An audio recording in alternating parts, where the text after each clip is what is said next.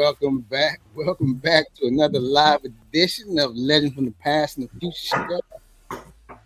Roger, What's going on?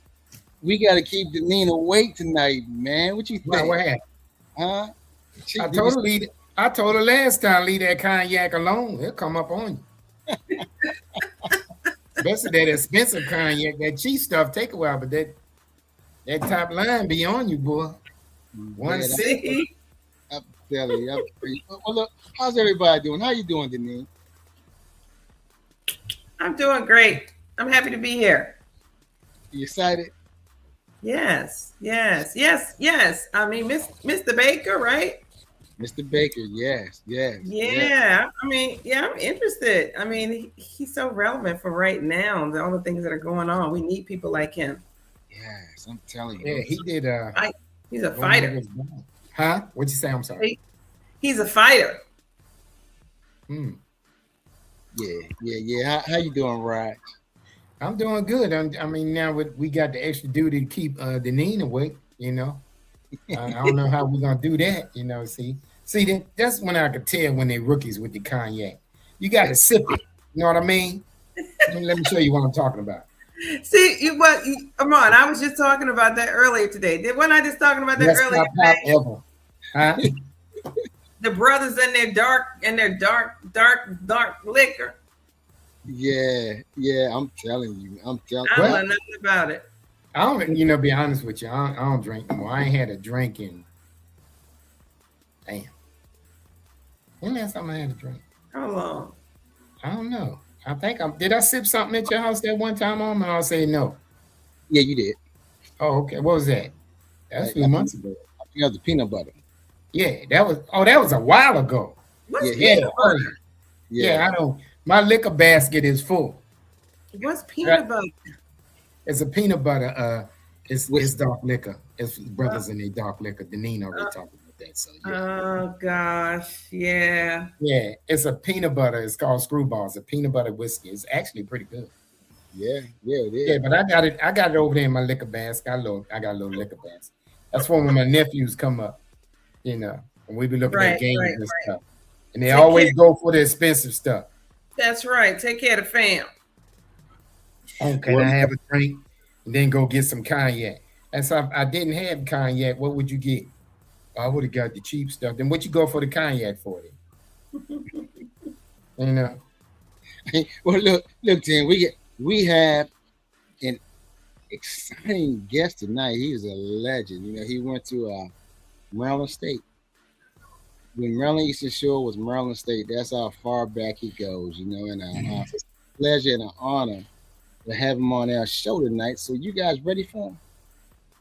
I think, is he ready for us? That's the flip around. Because Deneen been different since she been crowned Queen of Uganda.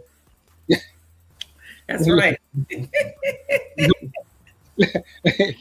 Let's bring him on. Let's welcome to the stage none other than Willie Baker. How you doing, Mr. Baker? I'm doing very well, considering everything. I'm sorry. Consider what now? Considering all that's going. There it is, right there. Okay, sir. How you doing? Good boy. Okay. A-okay.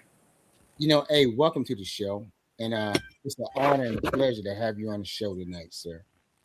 So what we do first, we travel back down memory lane and tell everybody where you were born and raised. I was born in Sanford, Florida. That's Central Florida, about 15 miles east of Orlando, and attended Goldsboro Elementary School in Sanford. Segregated school.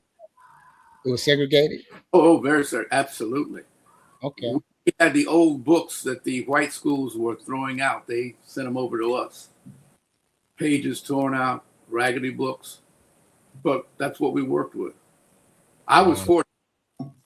My mother was an elementary school teacher, a class of 37, Florida A&M. So she taught me before I started school.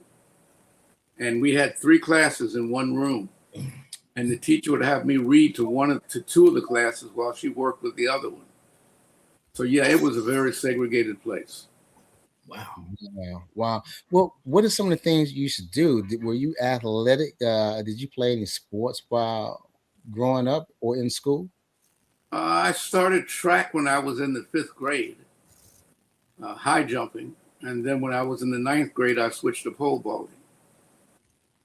And that's what I did in college also. Okay. Okay. Yeah. So you went to college. Did you go to college off a track scholarship back then, or what was that like? No, I did not have a scholarship. I graduated from high school and I was out of high school a year working and earning money. And I guess it was Easter break, I was in the pool room sitting around because I couldn't shoot.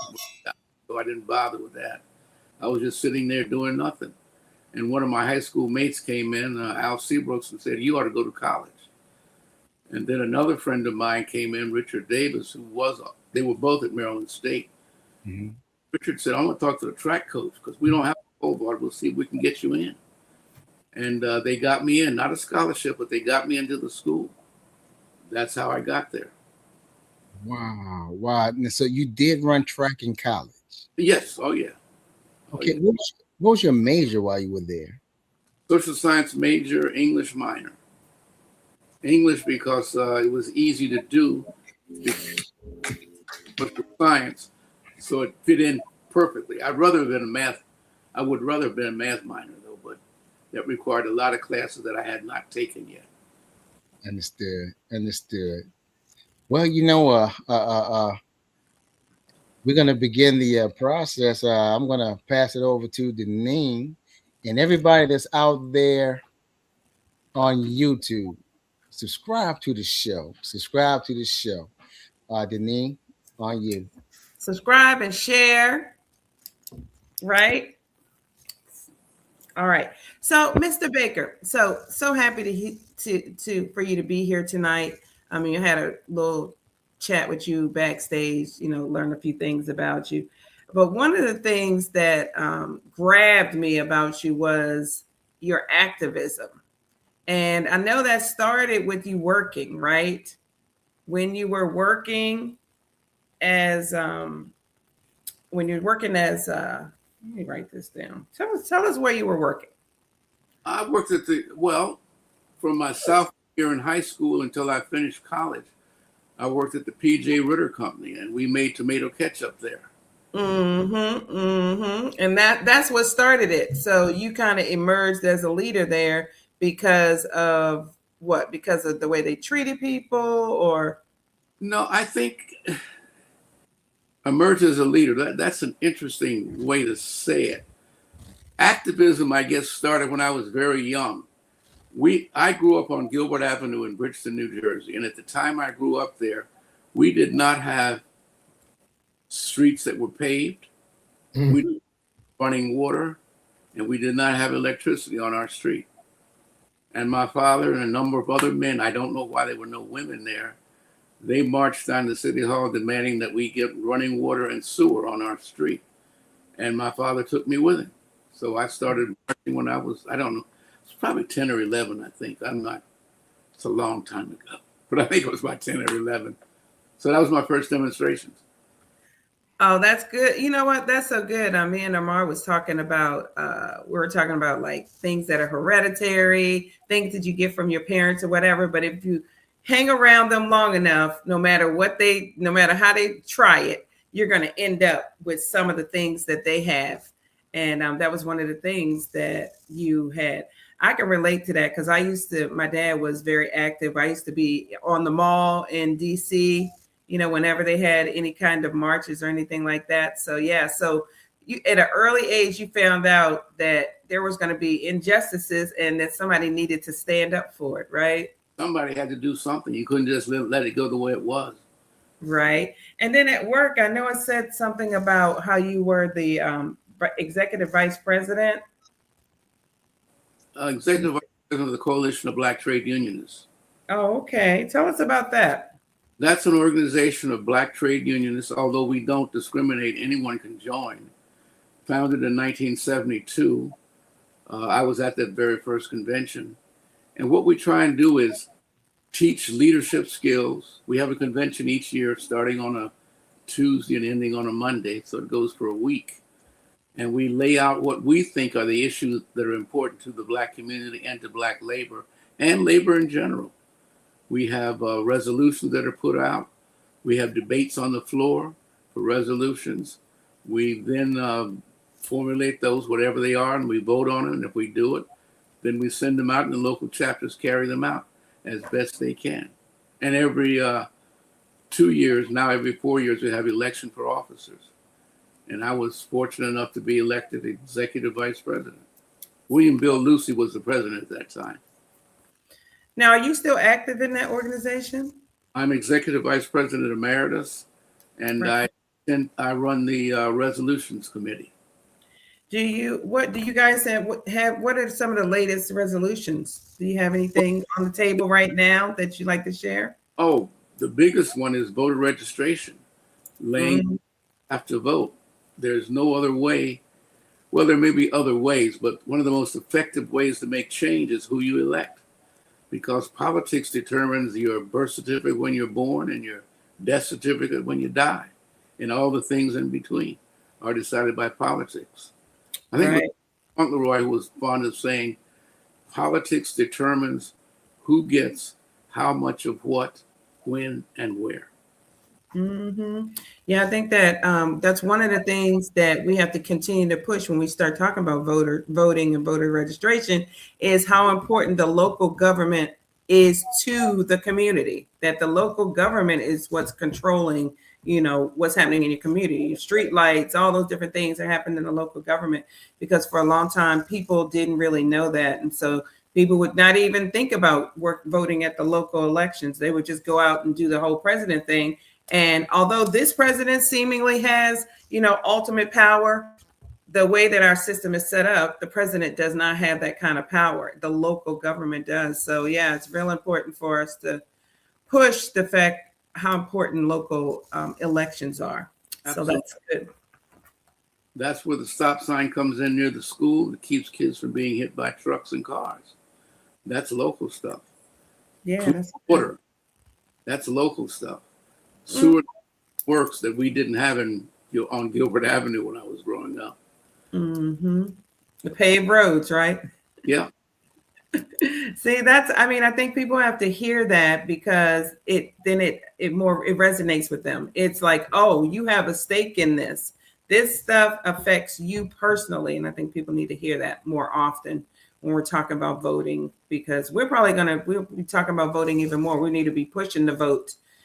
Because of this platform, we have so many people watching. We need to remind people that they need to get out and vote. And you're here tonight letting us know how important that is. So I'm going to pass it over to Roger once you're done.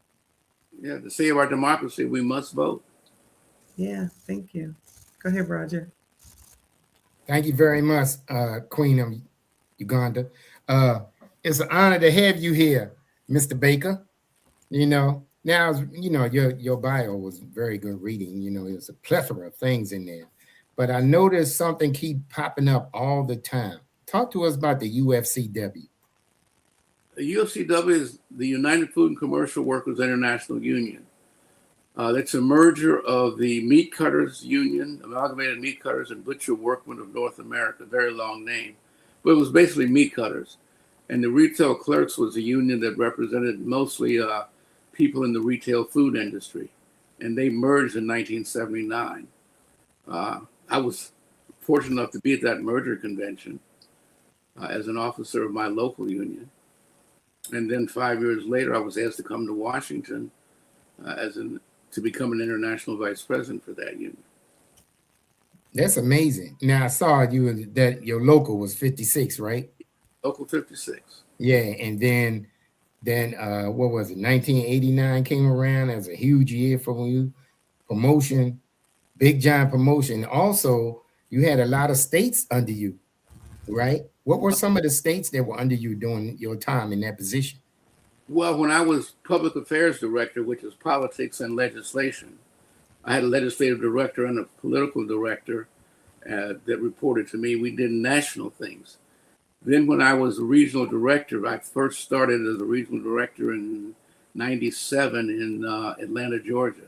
I had the old Confederacy, Mississippi, Georgia, Alabama, Florida, North and South Carolina, Puerto Rico, and the Virgin Islands that I was responsible for. Wow, that's amazing. And you know, and you did it. So all the stuff that you did, was it that time that you spent with your father when you went to that first demonstration? Was that what led you to the direction that you ended up in at this present moment in time? It probably did, but there were a couple of steps after that. After those demonstrations, when I was in college, my junior year, we could not eat at Red Mirror's restaurant in Princess Anne. And there was some demonstrations led by Johnny Wilson.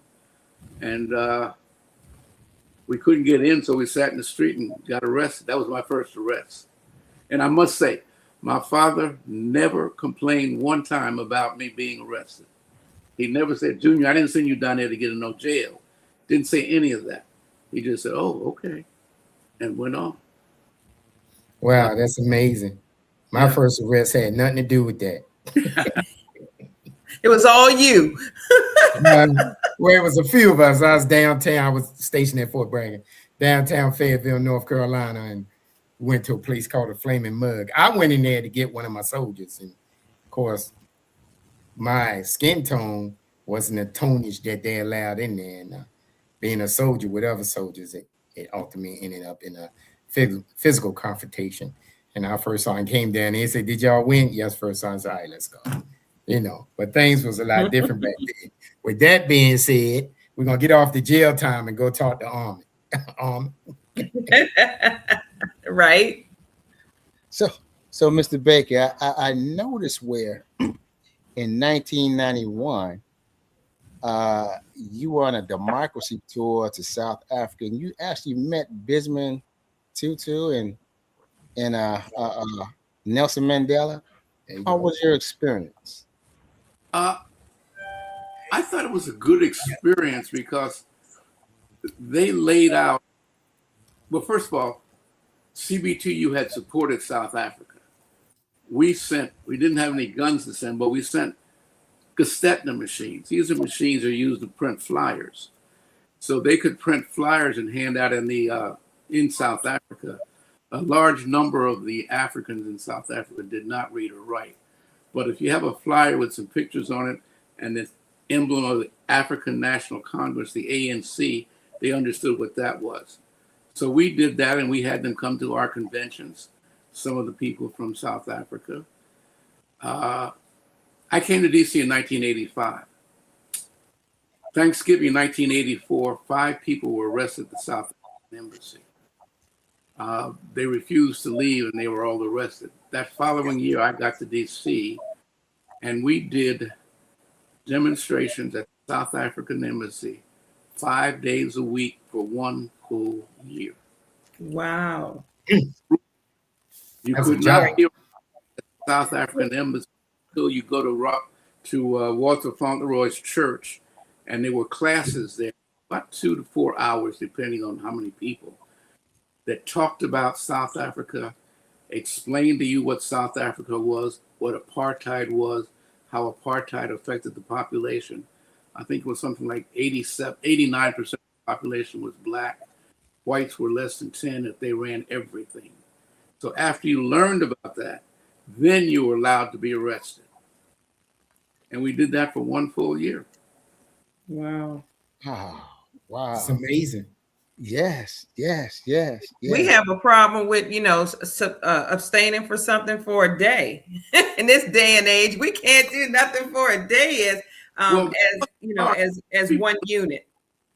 Almost every black group that came to DC for a convention or whatever was looking to go to the South African Embassy and be arrested.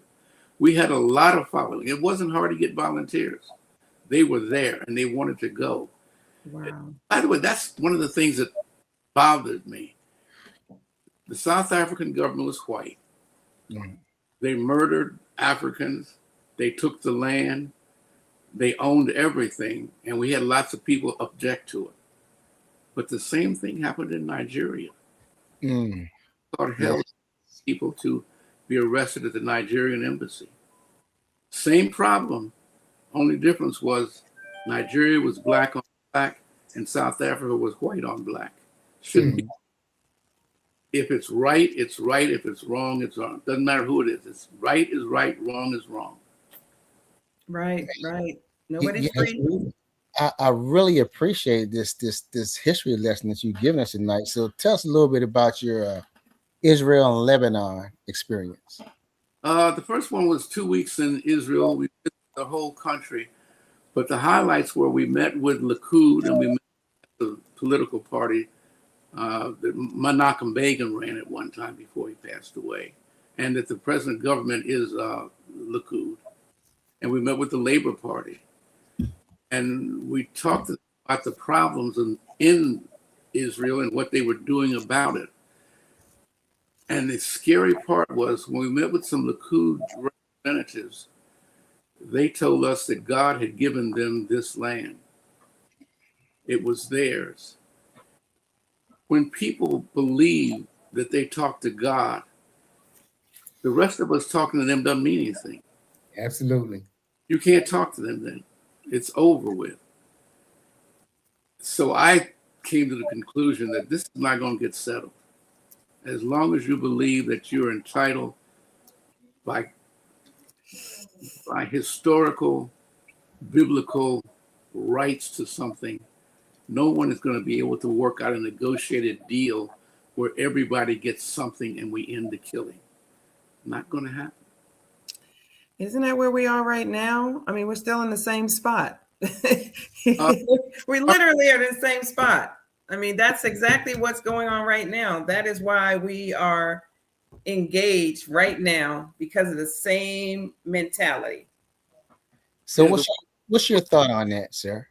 My thought is the West Bank was supposed to be the Palestinians' land, and Israel would be the Israelis' land, and they were dividing it up. But all over the West Bank, there are Israeli settlements. And once they're in there, how do the Palestinians have a country? It was a two-state solution that we were working for. And some people talk about the two-state solution even today. But unless two willing partners, it doesn't work.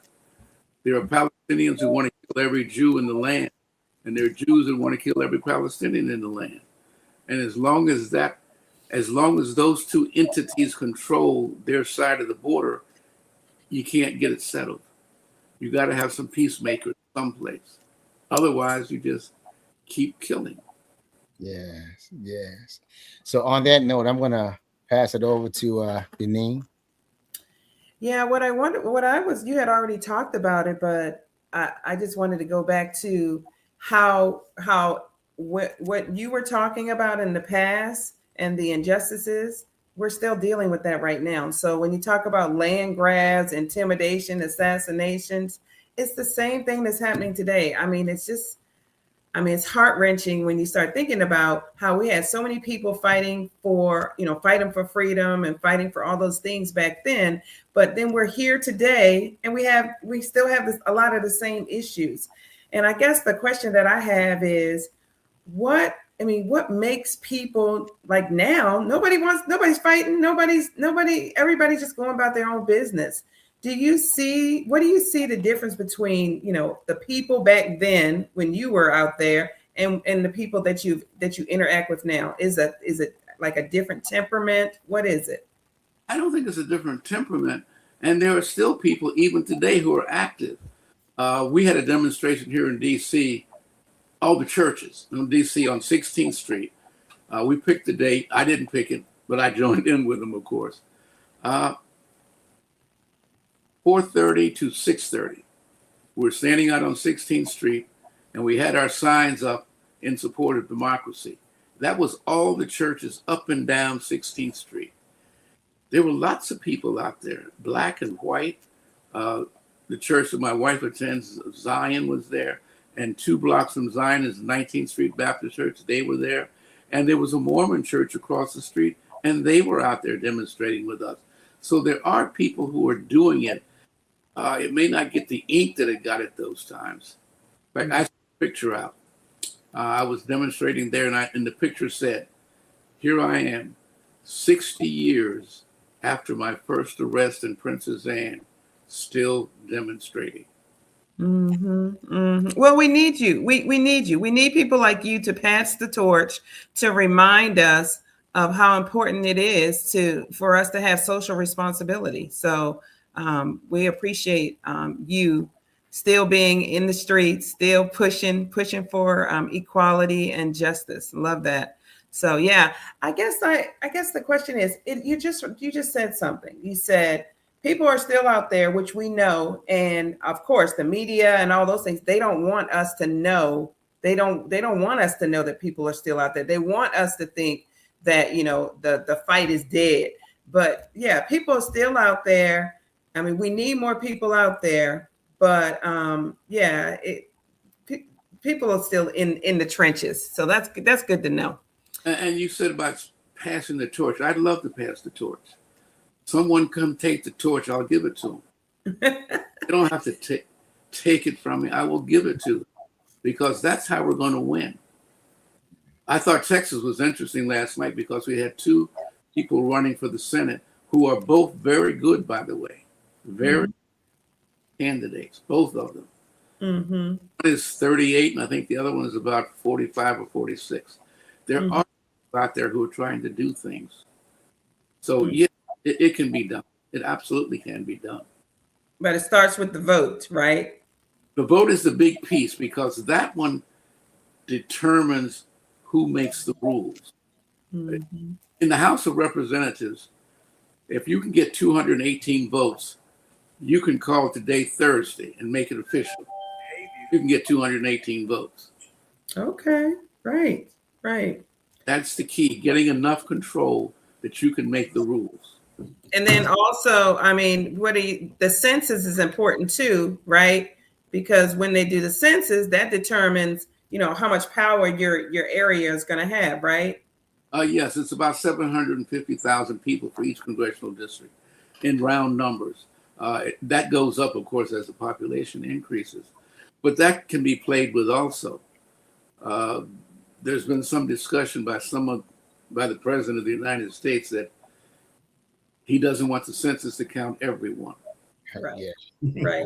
Right. That's the whole purpose of the census.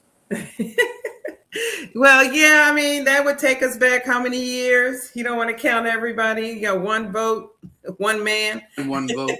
One vote, one man. So yeah, that's true. You know what? I wanted to ask you, because I saw you said something about that you had met Desmond Tutu. And I guess I want to say it was like in the 90s. He was in America a lot. He came here and he preached it. He came here and made visits to churches. Did you remember anything like that happening? I remember him at the city hall. My college roommate was John Wilson, the one I told you led those demonstrations. He later on became the chairman of the D.C. City Council. And he and I were there together, and we met with Desmond. But even before that, well, back up a little bit. We did the Democracy Now! Tour. We met with Mandela, and we met with other people there. One of those we met with, I'm a labor person with the union.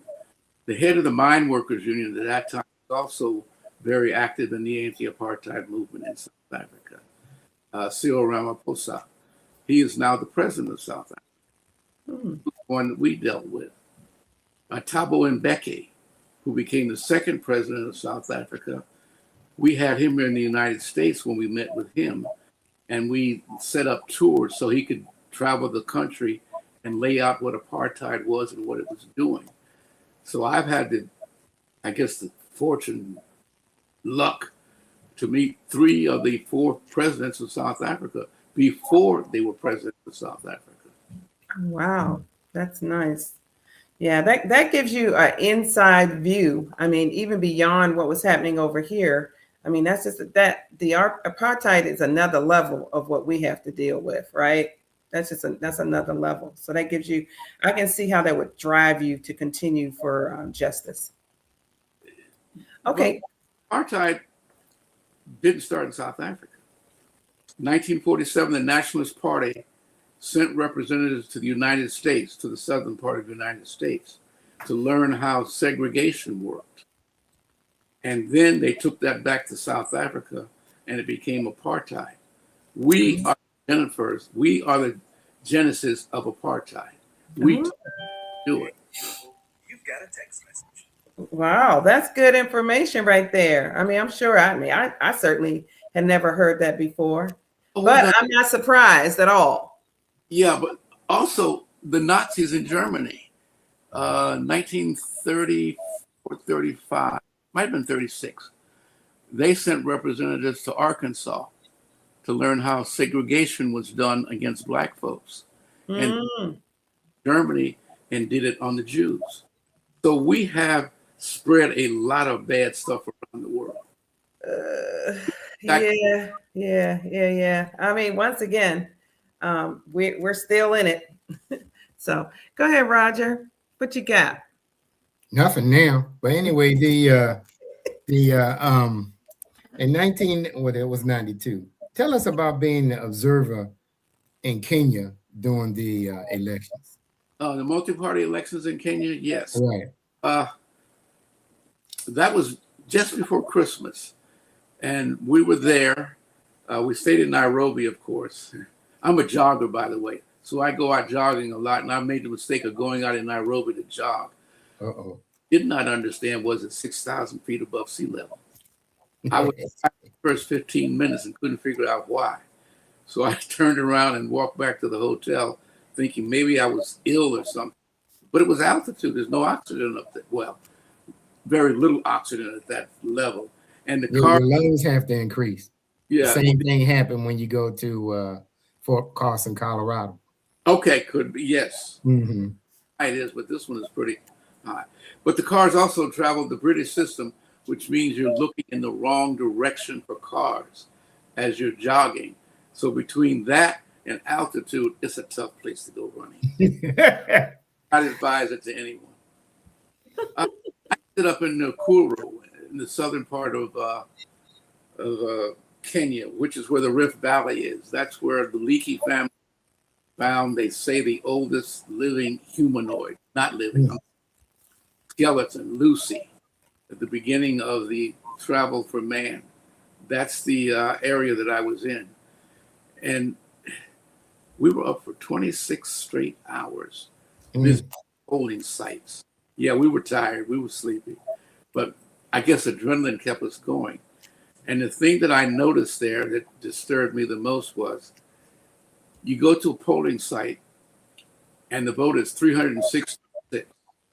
You go to another one and it's just the opposite. People were not voting as Kenyans. They were voting ethnic identity, tribal identity. That's not how you build a nation. A nation has to have some pieces that tie it together, that make it one. They didn't have that. That's a good example also of the difference between South Africa and Zimbabwe. Zimbabwe had two basic tribes, and they had two leaders. Before it was over, Robert Mugabe ended up being president, and he was trying to have his partner in the war for freedom assassinated. South Africa had lots of different tribes, but they all unified under the banner of the African National Congress. Of the African National Congress, when Mandela was in jail, was a Zulu. Mandela comes from a different tribe, but they all work together to get rid of apartheid. The partnership works. You got to have allies in what you do. Zimbabwe is a failed state now. The first time I was there, the street lights were on. There were lots of people walking on the streets. The last time I was there, between the airport and the city, there were no lights. It was all out. The country used to be the breadbasket of Southern Africa. Now they have to bring in food to feed people. Wow. State, but they're not together. It's not a unified state. That was a long answer to your short question. I'm sorry about that. No, that, you know what? Roger, I left it's- it. So hold on, Roger. I left that question for you because I know you thought I was going to take that Kenya thing, but I didn't. Oh, I got some other stuff down there because I read his whole bio, you Go know, ahead. and he was also explaining to us about being a delegate to Brazil. Tell us about that. We were meeting with the CUT. The CUT is the Brazilian labor movement. It's a federation of many different. And we went down there to meet with Vicentinho da Silva, who at that time was the president of the CUT. By the way, the president just before him, when we first made the arrangements, was a man named Lula. Lula left the CUT to run for president of Brazil, and he won. He was arrested by the next president of Brazil, who tried to do a coup when his term was out and he lost the election. So Lula is back as president of Brazil after a 4-year absence and a jail time too. He spent time in jail for his activism. So yeah, Brazil was interesting. They were trying to set up something like the Coalition of Black Trade Unions. So they asked us to come down and work with them, and we did that. Happy to do that, actually. Oh, that was awesome. Now, you talked about the 2 states. Could you elaborate on that a little bit more? Which 2 states? And remember, you said they was trying to make you wanted to make a 2-state situation in Israel. Yeah. The Balfour Agreement, which was set up shortly after Israel became a state in 1947, was supposed to have Israel as a Jewish state, and then the Palestinians were to have a state of their own. They'd be next to each other, but they would each be an independent country. That has never happened. Part of the problem was after 47, when Israel became a state, the Arabs said, we're not going to be inside of a Jewish state. Mm-mm. And they were promised by the Arab countries around them that they could take the whole country. So a number of them left, and there was a war. Now there have been 3 wars since, trying to eliminate the state of Israel. They failed. So now the 2-state solution is just not happening. And I don't know how you get peace there without a 2-state solution. It would be nice if the Israelis and the Arabs were able to live in one country, have equal voting, and be peaceful. But that's just not happening. There's too much hate. Excuse me. Sorry about that. You know, it's like you said, there's too much hate, and it's when somebody believes it's a biblical thing, you hit the nail on the head. It's hard to convince them that even though you think it's a biblical thing, it's still not right. Because if you look at history, the largest and most bloodiest wars we have ever had have been about religion. Yeah. Look at them. All those bloody wars, that's where the beheading came from, the castration, all that came from those wars about religion. And you can't, if my mind is set that this is a religious thing, you are 100% right, Mr. Baker. It's not going to change. I don't care if you offer me gold, houses, money, whatever. It's not going to change because my mind say it's biblical and I believe it's from God. And with that, I'm going to change it over to armor. that caveat. Hey, sir, we're gonna take a brief second because we got some breaking news. What? We got some breaking news. What?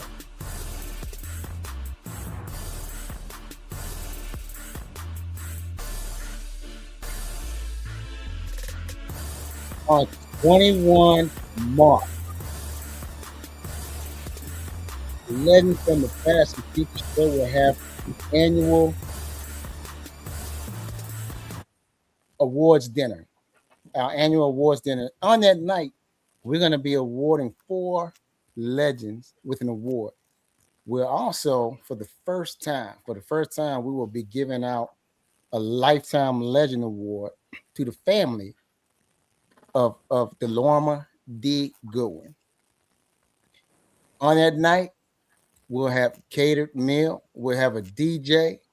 We're gonna have a nice time. Now, tickets are $50 in advance. You can either Zelle it. There's a Zelle sticker up there in the left corner, or you can Cash App, go to Eventbrite, and pull us up. Now, you can also, if you can't make it, make a donation. Half the proceeds that night will be going towards scholarships and internships. So make a donation if you're not going to be there, but make every attempt to be there. Again, on 21 March in Annapolis, Maryland, at the Mount Olive Life Community Life Center, we will be having our annual, all right, awards dinner. See you there. Okay, Willie, what we're gonna do is we're gonna get ready to close you out shortly, but we got a few more questions. The Hawk for Football. How involved are you with the Hawk for Football? Trying to get that football program reinstalled over at Maryland Eastern Shore. I've made contributions to that, but I have not been one of the organizers of that. That's really been Brian Mitchell and Gerald. Wayne Gerald? Wayne Gerald, yes. They've been trying to put that. It takes a lot of money, by the way, to have a football team. It's a lot of money, but it brings in a lot of money. What's your take on that? Do you think they should continue with that or let it go? If you can figure out a way to have an annual budget of somewhere between $2 and $4 million a year, do football. Wow. Now, if you can't do that, you may need to think about what else can you do. Now, remember, we're in a town. I think there's 2 or 3 traffic lights in the whole town of Princeton. Still? So, College Park pays for a football program because they get 50 to 60,000 people in the stands, and they get revenue from television. It pays for the program. We have no ability at this point in time to get revenue for a football game at Maryland State College. And we have stands. And if we fill those stands completely, we still don't have what we need. But yeah, football would be great. And we've had some great football players at Maryland State. I named a few of them earlier. Johnny Sample, Art Shell, Earl Christie, Sherman Plunkett, people like that I knew. Now, there are a lot more who came after me that I don't know. Yeah. Yeah. Came before me. But yeah, it's a great idea. I just don't know how to do it. I got you. I understand. Well, Deneen, do you have anything for Mr. Willie? I have one more question. So do you have anyone that you're mentoring? Because obviously at some point you're going to be stepping aside, and we talked about that before. So do you have anyone that you're mentoring? Do you have any kids? Do you have any kids who are, interested in some of the things that you've been interested over the years? So just trying to figure out, what's going to happen when you decide that you don't want to do that anymore. I have 2 children. Kim, who's the oldest, and Keith, who's the youngest. Keith runs a barbershop in Wilmington, and Kim is in Atlanta, Georgia, working there. Neither one of them is in the labor movement. Right. They've been to some demonstrations, but barbers work a lot of hours, 10, 12 hours a day. It's an amazingly hard job. Right. So none of them are doing that at this point in time. Are they perfect? Absolutely. They grew up seeing it. They grew up helping with the campaigns in Bridgeton that we ran for people. We ran a lady who we knew for mayor of Bridgeton and I ran her campaign. She got 47% of the vote, did not win. But because of that strong showing, she became president of the city council there in Bridgeton. And we had other folks who ran campaign. I ran a campaign for Freeholder in New Jersey. Freeholder county government, and the term comes from who could be a freeholder. You had to be white, male, and a holder of land. I am none of those. Well, I had a house, so I guess I had land technically, but so you didn't win, right? A whole heap of it, but I ran anyway. Yeah.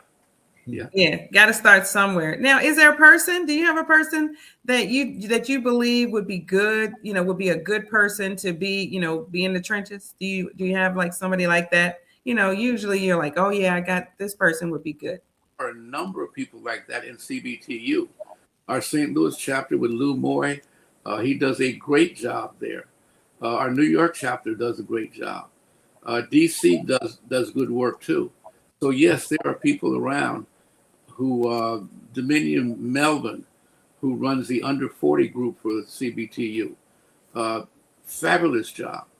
Fabulous jobs. There are people like that all over the place. And there are things you can do that make differences. We were talking earlier about bananas. Chiquita Banana did not want the Caribbean islands to sell bananas to Europe because the Caribbean island bananas were more expensive. And they said that they should be bought by the whoever had the cheapest bananas, which was Chiquita and the other big banana growers. The Europeans bought the bananas from the Caribbean because that was their way of making up for the colonies that they had done there when the people were not free and they were run by the Europeans. We did a tour there of a number of banana islands and made appeals to the International Trade Organization not to do what Chiquita Banana wanted successfully, because bananas are so important a product for the Caribbean. Yeah. The ships come, take the bananas back to Europe, but because the ships are large, all the other products that they grow in the Caribbean are able to be transported to Europe and be sold. If they lose the bananas, the ships won't come. And if the ships don't come, those other food products could not be shipped to Europe. Oh, wow. That's good. That's good information right there. All the time. You just have to do them. Well, that was one. Now that was interesting to me because that was one example of social responsibility. They finally did something that was beyond themselves. So there is hope. Oh yeah, they did that. They did that. That's it. That's all I got. Right. That's all I got. We're running out of time. Roger, you got anything else? I did, but you know, you took up all my time. No, I was just like 30. You say one question, but you end up asking a man 30 questions all tied into one. But that's okay, because I know being the queen of Uganda, you used to having your way. But anyway, Mr. Baker, I just want to say it was an honor and privilege to meet you tonight. We really appreciate everything that you have done for us as a people and everyone else, because I noticed in all of your explanations and stories, you didn't just say you was doing it just for us. You did it for everyone. So it's a heartfelt thanks from me for everyone. And we appreciate you. And thanks for showing us the light, because the light is starting to get really dark today. You ain't never lied. Well, and remember, nobody's free until we're all free. That's what I get from, you know, the things that you've been saying. That's good. That's good. That's good. So, you know, Mr. Baker, I'm going to let you close us out. But before you do that, I want you to meet. She was once our intern. Who that? All right. The name? Deja. She handles our media. Right now, she's actually working towards her master's. Deja, are you there? Can you hear me? I can hear you. Hello. How are you? Can we see you? Oh, okay, fine. You know, young energy. Yeah. Deja kicked us Hi. to the curb. She kicked us to the curb. I didn't. I'm trying to focus on my school. Where do you go? Oh, I go to school at Frostburg State University in Western Maryland. Yeah, I'm familiar with it. So she actually got her 4-year degree from there, and now she's working on her master's from Frostburg. Yes. Congratulations. She liked the mountains and the snow. Yeah. But, sir, Yes. it's been an honor. It's been a privilege. And next week, we will have your classmate. Hey, Deja. Miss Maryland State. Miss Maryland State, Teresa Wilson. Teresa Cheeks Wilson, yes. Yes. So can you leave us with something encouraging that you would like to leave for the audience out there?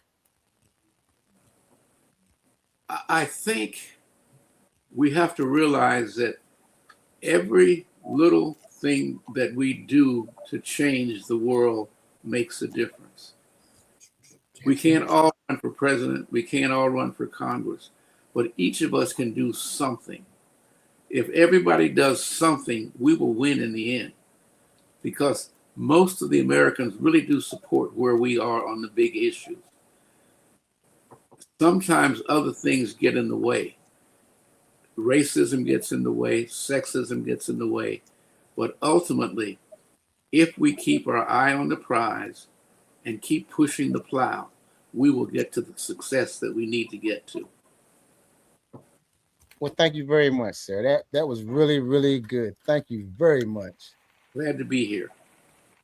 By the way, you may want to interview my wife one day too. So you kind of shortchanged us, because we wanted to do that newlywed game tonight with you and your wife, but you vetoed that. Yeah. But Veto. My wife was the executive vice president of the AFL-CIO. Oh, okay. Business. She was the highest ranking African American or person of color in the American labor movement. Okay. Democratic Party. All right, well, let your wife know she knows the email address to send us her bio. Okay. Some photos. I'll do that and suggest that she ought to volunteer to be on your program. That sounds like a winner. And We would love to have her. We just gonna let her and Deneen talk. That killed about 3 hours through women talk. That's right. That's right. We're gonna put it out there. hey, sir, I will be contacting you sometime tomorrow. Okay. Okay, I'll be around. All right. Everybody, see you next week. Next week, everybody. Hi, Deja.